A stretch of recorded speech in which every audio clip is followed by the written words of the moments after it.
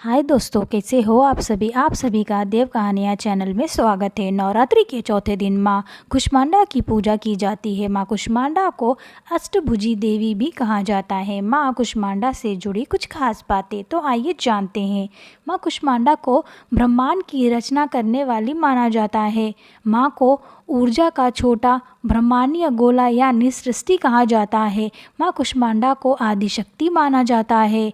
माँ की पूजा करने से रोग, द्वेष और अंधकार दूर होते हैं। इनकी पूजा से यश, बल और धन की प्राप्ति होती है। माँ कुष्मांडा की पूजा करने से जीवन में संकट दूर होते हैं। माँ की पूजा करने से दीर्घायु की प्राप्ति होती है। माँ कुष्मांडा की पूजा करने से विद्यार्थियों को बुद्धि और विवेक में वृद्धि होती है। माँ की पूजा करने से मनोकामनाएं पूर्ण होती है और इनका वाहन सिंह है।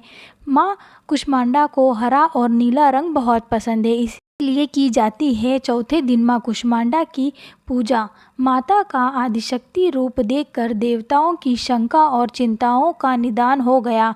इस रूप में माँ भक्तों को यह संदेश देती है कि जो भी माँ कुष्मांडा का ध्यान और पूजन करेगा उसकी सारी समस्याएं दूर हो जाएंगी। यही वजह है कि नवरात्रि के चौथे दिन माँ कुष्मांडा की पूजा की जाती है। पूरे देश में नवरात्रि का पर्व धूमधाम से मनाया जा रहा है। नवरात्रि के 9 दिन माता रानी के अलग अलग रूपों की पूजा की जाती है। इस चौथे दिन दुर्गा के 9 रूपों में से चतुर्थ रूप देवी कुष्मांडा की पूजा का विधान है। देवी कुष्मांडा को देवी भगवत पुराण के में आदिशक्ति बताया गया है। इनका निवास सूर्य मंडल के भीतर है। माना जाता है कि यह निवास करने की शक्ति और क्षमता केवल देवी कुष्मांडा में ही है। भगवत पुराण के अनुसार देवी कुष्मांडा के अंगों की कांति सूर्य के समान ही उज्जवल है। माना जाता है कि देवी कुष्मांडा के प्रकाश से ही 10 दिशाओं में प्रकाशित होती है। माता कुष्मांडा के रूप की बात करें तो इनकी 8 भुजाएं हैं, इसीलिए इन्हें अष्टभुजी देवी भी कहा जाता है।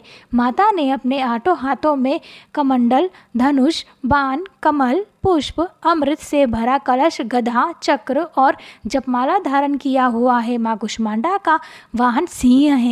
सृष्टि निर्माण के समय माता कुष्मांडा ने अपनी मंद हंसी से ब्रह्मांड की उत्पत्ति की, इसीलिए इनका नाम कुष्मांडा पड़ा। देवी कुष्मांडा की कथा देवी पुराण के अनुसार सृष्टि के जन्म से पहले अंधकार का साम्राज्य था। उस समय आदिशक्ति जगदम्बा देवी कुष्मांडा के रूप में सृष्टि की रचना के लिए जरूरी चीज़ों को संभाल कर सूर्य मंडल के बीच विराजमान थी। जब सृष्टि रचना का समय आया तो इन्होंने ही ब्रह्मा, विष्णु और शिव जी की रचना की थी। इसके बाद सतह, रज और तम गुणों से 3 देवियों को उत्पन्न किया था, जो सरस्वती, लक्ष्मी और काली के रूप में पूजी जाती हैं।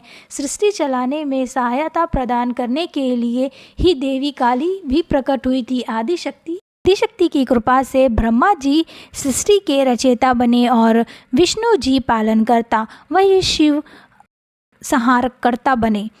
इसीलिए की जाती है चौथे दिन कुष्मांडा देवी की पूजा। पुराणों के अनुसार तारकासुर के अंत से जगत को मुक्ति दिलाने के लिए भगवान शिव के पुत्र का जन्म होगा जरूरी था, इसीलिए की जाती है चौथे दिन कुष्मांडा देवी की पूजा। पुराणों के अनुसार तारकासुर के अंत से जगत को मुक्ति दिलाने के लिए भगवान शिव के पुत्र का जन्म होना जरूरी था, इसीलिए भगवान शिव ने देवी पार्वती से विवाह किया। इसके बाद देवताओं ने देवी पार्वती से तारकासुर से मुक्ति के लिए प्रार्थना की तो माता ने आदिशक्ति का रूप धारण किया और बताया कि जल्द ही कुमार कार्तिकेय का जन्म होगा और तारकासुर का वध करेगा। माता का आदिशक्ति रूप देखकर देवताओं की शंका और चिंताओं का निदान हो गया। इस रूप में माँ भक्तों को यह संदेश देती है कि जो भी माँ कुष्मांडा का ध्यान और पूजन करेगा उसकी सारी मनोकामना पूर्ण होंगी और भक्तों की सारी समस्याएं दूर हो जाएंगी। वजह है कि नवरात्रि के चौथे दिन माँ कुष्मांडा की पूजा की जाती। तो दोस्तों, कैसी लगी आपको आज की हमारी यह वीडियो?